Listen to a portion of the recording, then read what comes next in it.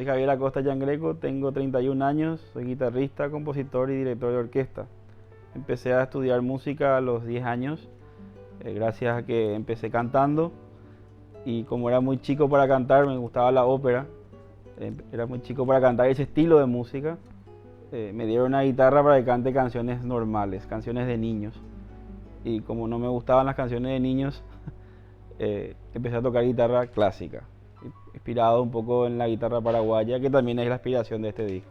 Musiqueada es el nombre que se le da a este disco con varias inspiraciones. O sea, la palabra musiqueada en Paraguay significa da alusión a lo que sería la peña paraguaya, ¿no? Esa reunión de amigos que se juntan para tocar después de una cervecita o después de un partido de fútbol. El espíritu de la peña, a diferencia de un concierto de guitarra, es que es algo libre, que siempre hay una guitarra de por medio, puede cantar, el guitarrista puede cantar diferentes canciones, diferentes estilos.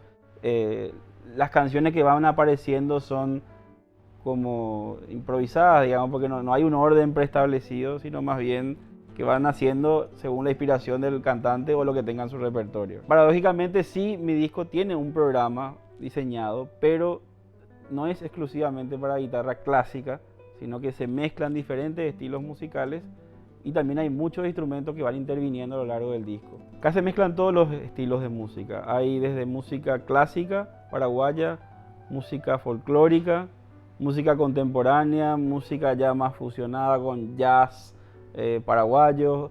El concepto de este disco es una línea de tiempo que va desde la música paraguaya más antigua, de la época de los López, de 1850 aproximadamente, progresando por el siglo XX hasta llegar a una composición mía que es la última obra que compuse este año.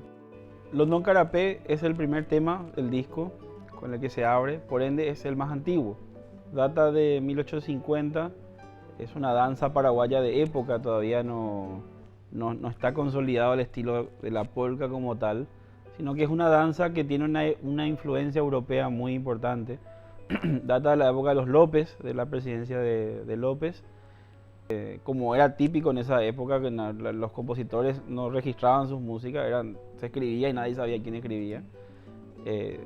Y se cree que es la influencia que tuvo la gente de alrededor de la casa de gobierno donde estaba Francisco Solano López con Madame Lynch, que ella trajo de Europa toda su música, sus culturas, y la gente empezaba a ver que ella bailaba los fines de semana con el mariscal, esas danzas europeas, y ellos quedaron como, nunca escuchaban algo así. Entonces, como una manera de imitación, hicieron esta música que se llama London Carapé, que es como una danza europea a la versión paraguaya, digamos. A esta obra la popularizó Agustín Barrios Mangoré, el gran compositor y guitarrista paraguayo, a comienzos del siglo XX, y esta versión fue la que trascendió y es la que se toca hasta el día de hoy a mano de muchísimos guitarristas en todo el mundo. Yo en esta versión me tomé el atrevimiento de hacer un arreglo de vuelta sobre el arreglo de Barrios, incorporando una flauta que acompaña en esta obra, ¿no? El que toca es Juan Gerardo Ayala, un amigo mío, flautista, y nos está acompañando en esta grabación.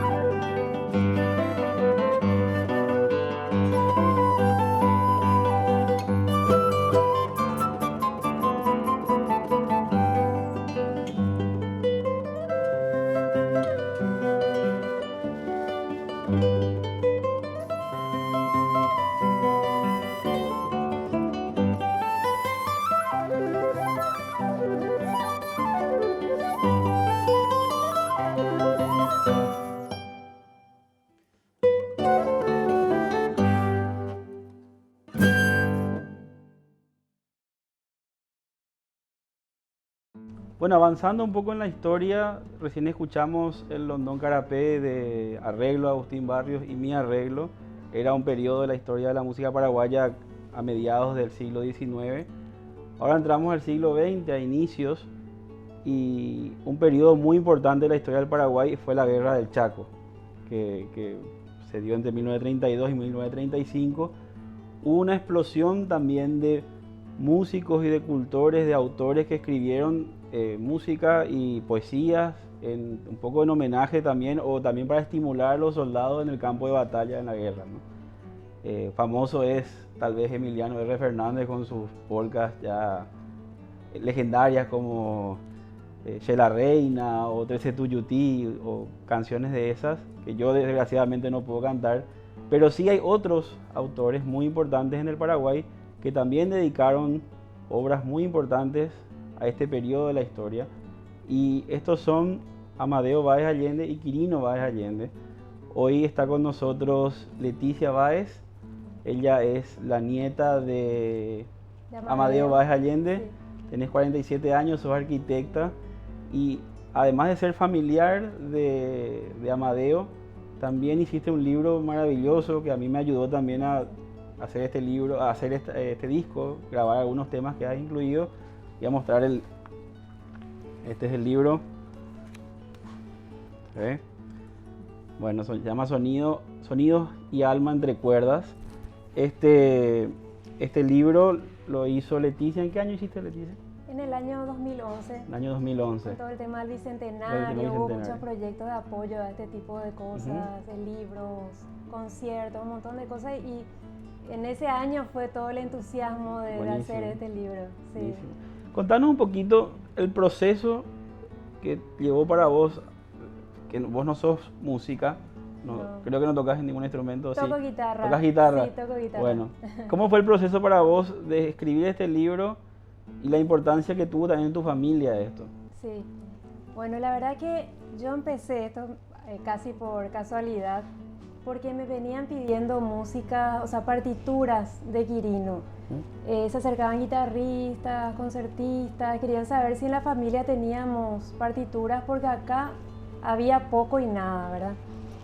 Y las primeras veces yo escuchaba, le decía que no tenía la guitarra de Quirino, sí, quedó para mi papá. Primero para mi abuelo, después para mi papá y finalmente a mí, ¿verdad? Pero partituras no tenía ninguna. Pero fue ese el comienzo, el pedido de partituras de parte de mucha gente. Y después asistí a un lanzamiento del libro El Inalcanzable, en San Bernardino fue.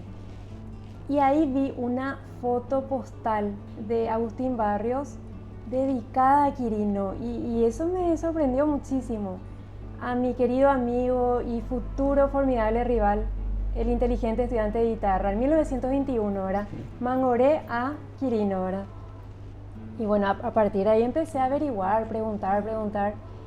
Y es increíble, pero la mayoría de las partituras que conseguí, que me enviaron, fueron algunas de acá de Paraguay, pero la mayoría de Brasil, de Italia, de Argentina, muchísimas, ¿verdad? Y la gente, a mí me sorprendía cómo quería compartir y me enviaba las cosas, me enviaban fotografías, historias. Aquí en Paraguay también, y especialmente por mi abuelo. O sea, cuando escuchaban que yo era la nieta de Amadeo, se me abrían las puertas acá en Paraguay. Se nota que le querían mucho y bueno, tenía tantas cosas que después dije, algo tengo que hacer con esto, no me puedo quedar con esto y no compartir. Y ahí empezó lo del libro. ¿Cómo se dio, Leticia, para que incorpores? Porque vos hiciste un libro sobre Quirino. Sí.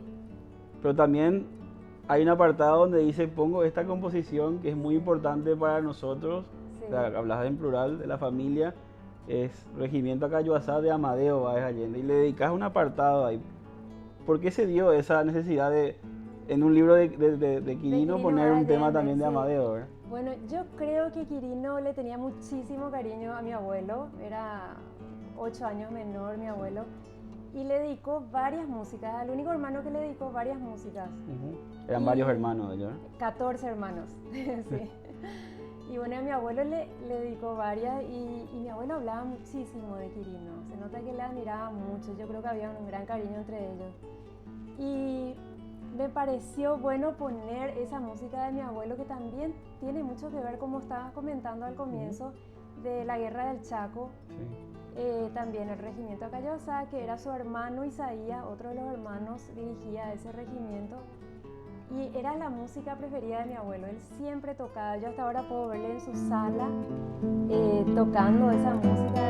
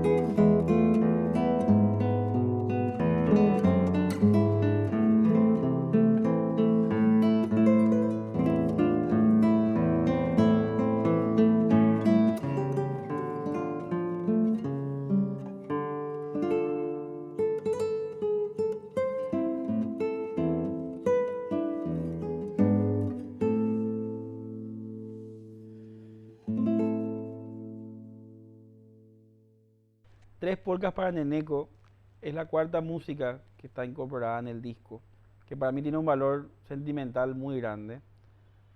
Se puede ver en la tapa del disco, debajo mío, está una persona que está mirando de frente. Él es mi abuelo, Neneco, que lo llamamos así cariñosamente, y que quiero ponerlo en este trabajo, porque para mí fue una persona muy importante en mis inicios. Él ya no está con nosotros hace muchos años, ya falleció, pero en mis comienzos musicales, cuando yo era niño y empezaba a rascar mis primeras cuerdas, él directamente, ella fue mi primer fan de una manera sincera, no era el típico porque es tu abuelo y le gusta y listo, sino que realmente él se emocionaba cuando yo tocaba y eso para mí fue muy fuerte y fue muy gratificante y muy bueno para mi autoestima musical, artístico, en una época que es difícil cuando vos empezás a estudiar música, tener fuerzas para seguir, ¿no? Entonces yo con él era como que siempre salía renovado después de tocar la guitarra porque con su estímulo, con su cariño, él me daba mucha fuerza a seguir, ¿no? Entonces estas tres polcas que selecciono, que son eh, Sueño de Angelita, Flor y Pa' mí y Punteado Cara, eran de sus músicas preferidas de la que yo tocaba y siempre me han acompañado prácticamente desde que él falleció, bueno, desde antes hasta hoy sigue estando estas tres polcas en mi repertorio, ¿no? Para este disco decidí incorporarlo en una versión enganchada, un arreglo que hice, pequeño arreglo, y me acompaña en este trabajo mi amigo Guillermo Quiñones.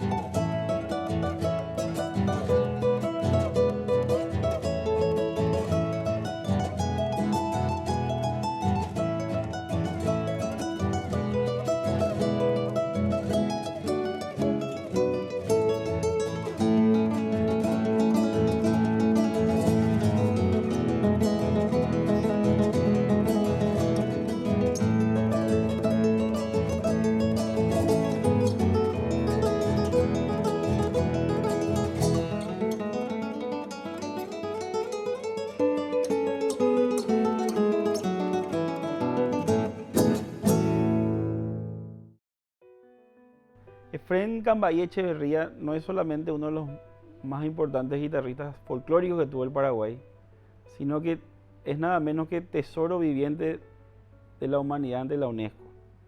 O sea, no es solamente un artista, sino también ya es considerado prácticamente un patrimonio, ¿no? Él nació en un pueblito llamado Lima, al norte del Paraguay, y tiene una historia muy curiosa porque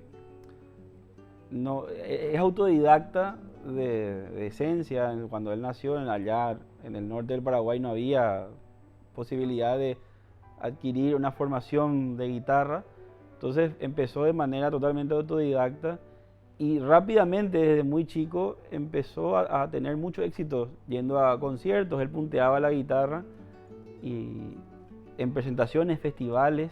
Sucede algo muy curioso. Cambay crea una técnica de ejecución que es muy particular de él, y no por una búsqueda estética o querer renovar la técnica de la guitarra, sino por una suerte de circunstancia que le tocó vivir. A medida que él tenía cada vez más festivales y él solamente punteaba y había otro guitarrista que le acompañaba con el rasguido, digamos, el acompañamiento, él empezó a tener problemas de acompañamiento. O sea, le costaba conseguir un guitarrista que le acompañe. ¿Cómo solucionó esto Cambay? Creando una técnica donde él podía puntear y rasguear al mismo tiempo, ¿no? Entonces esta es la innovación de él. Esta técnica se llama el transportado, que no voy a dar tampoco tanto detalle técnico de qué significa, pero básicamente él lo que hace es afinar la guitarra de una manera distinta y en lugar de puntear la melodía, la rasguea. Entonces da como una sensación de que parece que son dos guitarras. Bueno, esto fue una innovación total en la forma de ejecución, lo hizo muy famoso Cambay y compuso muchas obras, muchas polcas en ese lenguaje, ¿verdad? Con esa técnica. Una de ellas es el Uruguazú Cocoré, que significa el cacareo de la gallina, y es la que voy a tocar a continuación.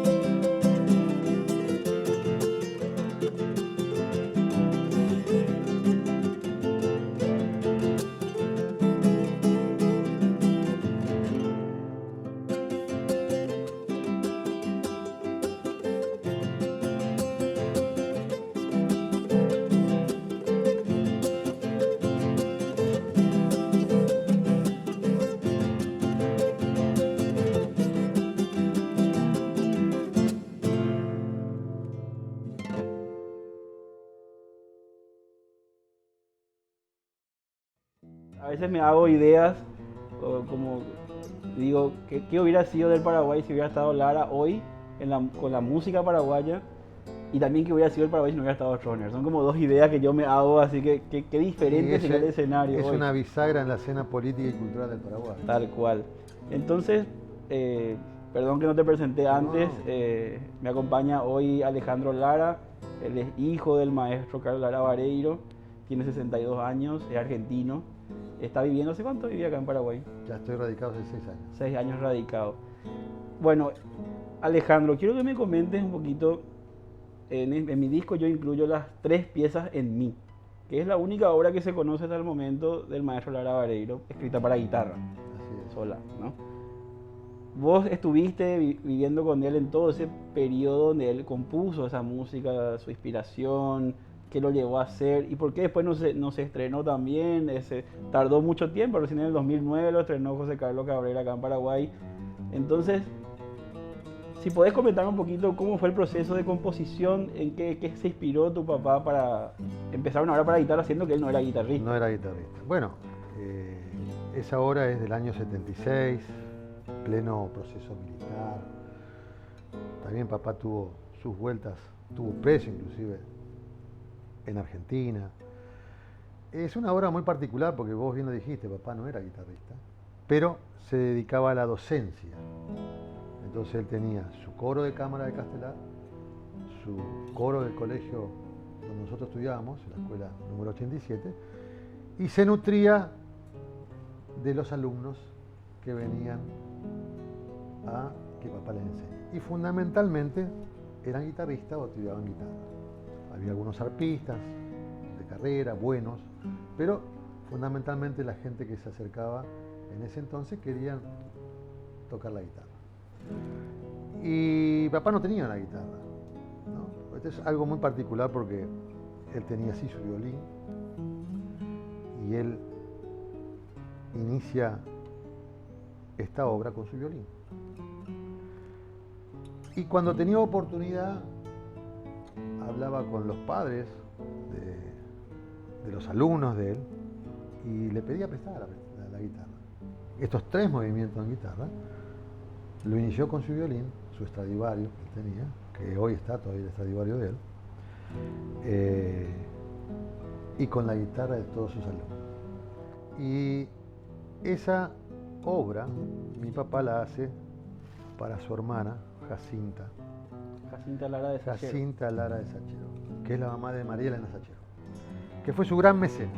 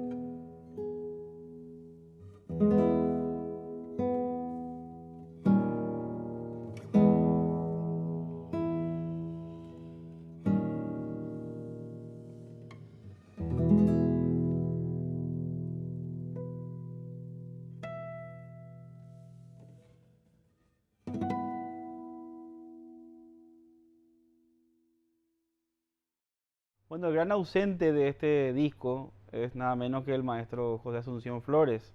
Fue uno de los más grandes compositores que tuvo el Paraguay. Pero como Flores no escribió para guitarra, me resulta imposible ponerlo en este disco. Igualmente, decidí componer una obra en homenaje a él, usando citas de él, y también es una suerte de biografía de él en música, ¿verdad? La titulé Flores de Guarania, es una sonata para guitarra, tiene 3 partes, y como que las 3 partes van describiendo su vida y en las 3 se encuentran diferentes citas a composiciones famosas de él.